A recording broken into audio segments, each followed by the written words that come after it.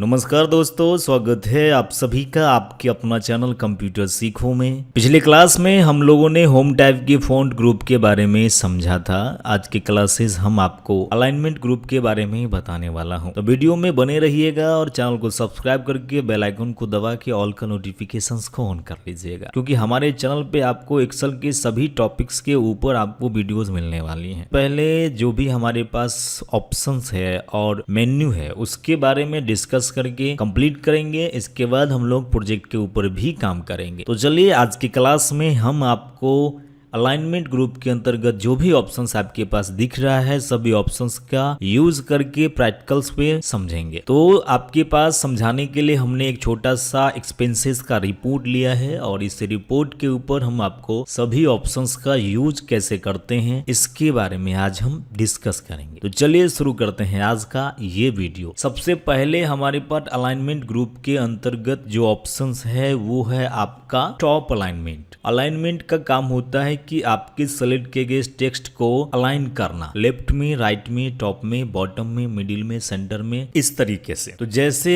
अभी आपको मैं दिखा रहा हूं, ये हमारा टेक्स्ट है और इसका जो अलाइनमेंट है थोड़ा सेल को बड़ा कर लेते हैं और इसके ऊपर हमने यहाँ से बॉर्डर अप्लाई कर देते हैं। बॉर्डर अप्लाई करने के बाद आपको अच्छे से समझ में आएगा। इसको सिलेक्शन करने के बाद ये जो अलाइनमेंट है ये हमारा टॉप अलाइनमेंट है। टॉप अलाइनमेंट क्या करेगा कि आपके टेक्स्ट को आपके सेल में टॉप के लेफ्ट में रख देगा। जैसे अभी हमने इसको थोड़ा सा और इंक्रीज कर लेता हूं, इस तरीके से आपको समझ में आएगा। इस बॉक्स के ऊपर हम लोग डिस्कस करते हैं।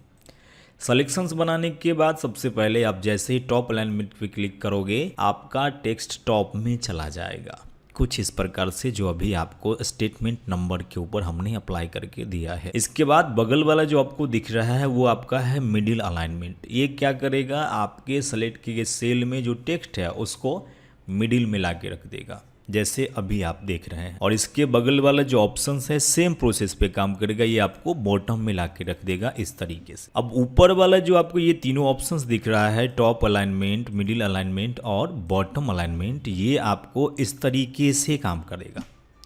और नीचे वाला जो आपको अलाइनमेंट दिख रहा है ये भी अलाइनमेंट आपको लेफ्ट टू राइट या राइट टू लेफ्ट की तरफ काम करेगा। फिर से समझते हैं, आप सिलेक्शन बनाएंगे, ये टॉप अलाइनमेंट हो गया, ये मिडिल अलाइनमेंट हो गया और ये बॉटम अलाइनमेंट हो गया इस तरीके से। अब इसका काम आपको समझ में आया होगा। और नीचे वाला जो ऑप्शंस आपको दिख रहा है ये अलाइनमेंट लेफ्ट है, अलाइनमेंट सेंटर है, अलाइनमेंट राइट है। ये भी आपको उसी तरीके से काम करता है, बट ये लेफ्ट टू राइट के और राइट टू लेफ्ट की तरफ काम करेगा। और ऊपर वाला जो आपके पास अलाइनमेंट दिख रहा है वो आपका टॉप टू बॉटम और बॉटम टू टॉप दिखाई देगा। तो जैसे अभी हमने आपको ऊपर वाले अलाइनमेंट का यूज करके दिखाया, टॉप पे लाया, मिडिल पे लाया और बॉटम पे लाया। इस तरीके से अगर ये आपको इस तरीके से top to bottom, bottom to top काम किया और नीचे वाला जो है आपका ये आपको लेफ्ट अलाइनमेंट और सेंटर अलाइनमेंट और राइट अलाइनमेंट इस तरीके से आपको ये करके देता है।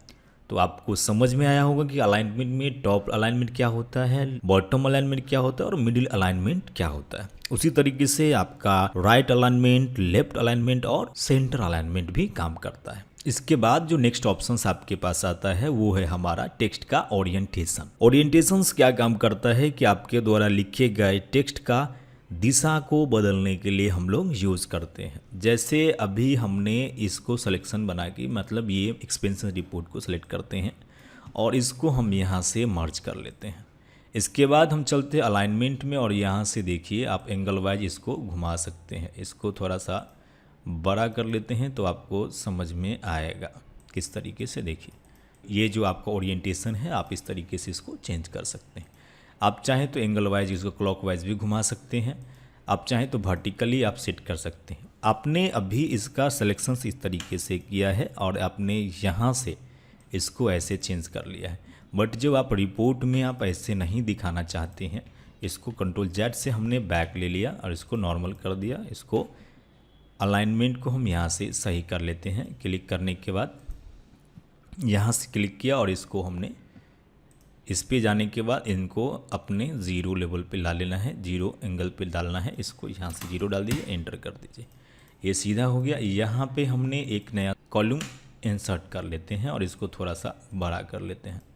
इसका सलेक्शंस हम बनाते हैं यहाँ से इस तरीके से और इसको मर्ज कर लेते हैं।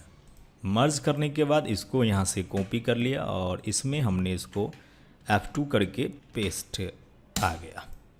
का जो ओरिएंटेशन है आपने ये सेट कर दिया, इस तरीके से आपने ये सेट कर दिया और यहाँ से आपने ये लगा दिया, इस तरीके से आपने सेट कर दिया। अभी आप देखिए यहाँ पे टेक्स्ट का जो रिपोर्ट है आपको इस तरीके से दिख रहा होगा, एक्सपेंसेस रिपोर्ट का। आप यहाँ पे क्लिक करने के बाद आप इसको इस पे जैसे ही आप सेट करोगे आपको ये रिपोर्ट का फंक्शंस इस तरीके से चेंज मिलेगा। अभी जो था आपको इस तरीके से आपको दिख रहा था एक्सपेंसेस रिपोर्ट, लेकिन आप इसको ओरिएंटेशन जो है इसका वो आप rotate text up to down करना चाहते, रोटेट टेक्स्ट अप करना चाहते हैं या रोटेट टेक्स्ट डाउन करना चाहते हैं तो भी आप इस ऑप्शंस के आप यूज कर सकते हैं।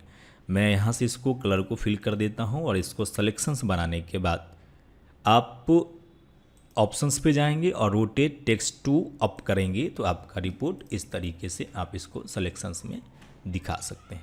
अभी एक्सपेंसेस रिपोर्ट बॉटम से टॉप की तरफ दिख रहा है। आप इसमें जाने के बाद आप रोटेट टेक्स्ट टू डाउन करेंगे तो आप इस तरीके से भी आप इसको देख सकते हैं कि आप यह चेंज हो जा रहा है। आशा करते हैं आपको इस ऑप्शंस के बारे में समझ में आया होगा। इसमें आपको नेक्स्ट ऑप्शन आपको मिल जाता है फॉर्मेट सेल अलाइनमेंट।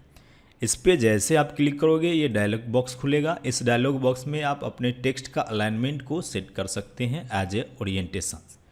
जनरल करके आप यहाँ से इसको एंगल वाइज जितना पे घुमाना है आप इसको यहाँ से चेंज कर सकते हैं और ओके करेंगे। इस तरीके से भी हम चेंज कर सकते हैं। जैसे मैंने यहाँ पे क्लिक किया ओरिएंटेशंस पे, इसके बाद आप चले जाए फॉर्मेट सेल अलाइनमेंट में और इसके बाद आप जो एंगल दोगे आप उस एंगल के अकॉर्डिंग भी अपने टेक्स्ट को घुमा सकते हो कुछ इस प्रकार से। नेक्स्ट ऑप्शंस के पास चलते हैं। जो हमारा नेक्स्ट ऑप्शंस है इंडेंट का। इंडेंट का यूज़ क्या होता है देखिए, जैसे हमने इसका सलेक्शंस बनाया और इसको हमने यहाँ से मर्ज कर लिया। मर्ज करने के बाद आप इसको यहाँ से सेंटर में ला रहे हैं, यहाँ से राइट में लेके जा रहे हैं, यहाँ से आप लेफ्ट में लेके जा रहे हैं। बट आपको पूरे सेंटर में नहीं लाना है, थोड़ा सा डेटा को आगे लेके जाना है। तो आप यहाँ से इंक्रीज इंडेंट से आप टेक्स्ट को धीरे धीरे करके अपने सेल में आगे लेके जा सकते हैं कुछ इस प्रकार से, जैसे मैंने अभी आपको करके दिखा रहा हूँ। आप डिक्रीज इंडेंट का भी काम सेम उसका अपोजिट होता है। इंक्रीज से अगर आपने बढ़ाया है तो डिक्रीज से आप इसको बैक कर सकते हैं, जैसे मैंने यहाँ से इसको बैक किया। नेक्स्ट ऑप्शन आपने समझा कि इंडेंट का यूज हम किस तरीके से करते हैं। डिक्रीज इंडेंट का काम होता है सेल में सेलेक्ट किए टेक्स्ट को धीरे धीरे लेफ्ट से राइट की तरफ ले जाना और राइट से लेफ्ट की तरफ लेके आना, कुछ इस प्रकार से जो भी आपने देखा। नेक्स्ट ऑप्शन आपके पास है रैप टेक्स्ट का। रैप टेक्स्ट का काम क्या होता है, बहुत ही ईजी है। इसके बारे में भी हम अभी आपको समझाते हैं किस तरीके से हम उसका यूज़ करेंगे। नेक्स्ट रैपिंग को समझने के लिए मान लीजिए हमने इस टेक्स्ट में आपने कुछ और भी ऐड कर दिया। इसको हमने सेलेक्ट किया कंट्रोल-C से कॉपी करके और हमने इसी टेक्स्ट को बढ़ा दिया। ये अभी आपको एक टेक्स्ट में ये जो आपका सिलेक्शंस है ये आपका सेल से बाहर जा रहा है। सेल से बाहर जाने के बाद आपको लग रहा होगा कि ये सेल 2 सेल में लिखा है, लेकिन है लिखा हुआ एक ही सेल में। अगर आपके टेक्स्ट आपके सेल के साइज से बड़ा होता है तो वो बाहर दिखता है। अगर आप चाहते हो कि हमारा टेक्स्ट उसी सेल के अंदर का दिखाई दे, देन उस सिचुएशंस में आप रैप टेक्स्ट का यूज करके आप मल्टीपल लाइंस आप लिख सकते हैं। कैसे देखिए, जैसे मैंने यहाँ पे क्लिक किया आपका टेक्स्ट एक ही सेल में आपके सेल के साइज के हिसाब से एडजस्ट करके आपका टेक्स्ट उसी में फिट आउट हो जाएगा। That is the help of wrap text options of your Excel. इस तरीके से हमारा रैप टेक्स्ट काम करता है। रैप टेक्स्ट का मतलब आप समझिए कि आप मल्टीपल टेक्स्ट लाइन को एक ही सेल में आप लिख सकते हो कुछ इस प्रकार से। इसका दूसरा एग्जाम्पल हम समझते हैं। इसको हमने यहाँ से सेल के साइज को छोटा कर दिया और इसके ऊपर रैप टेक्स्ट ओपन है, इसको हमने हटा दिया। अब देखिए इस सेल का जो टेक्स्ट है ये आपको मल्टीपल सेल्स में आपको दिख रहा होगा। अभी यहाँ पे 2 सेल दिख रहा है, इसको सेलेक्ट करके मैं यहाँ से बॉर्डर दे देता हूँ तो आपको लगेगा कि 2 सेल में है। ऑल बॉर्डर सेलेक्ट किया और यहाँ से बॉर्डर, ठीक है। अब देखिए इस सिलेक्शंस में हमको क्या करना है कि अगर आपने जो टेक्स्ट को सेलेक्ट किया है अभी आपको मल्टीपल लाइंस में नहीं दिख रहा, इसको क्लिक करेंगे, देखिए आपको एक ही सेल में ये अप्लाई होके आ गया।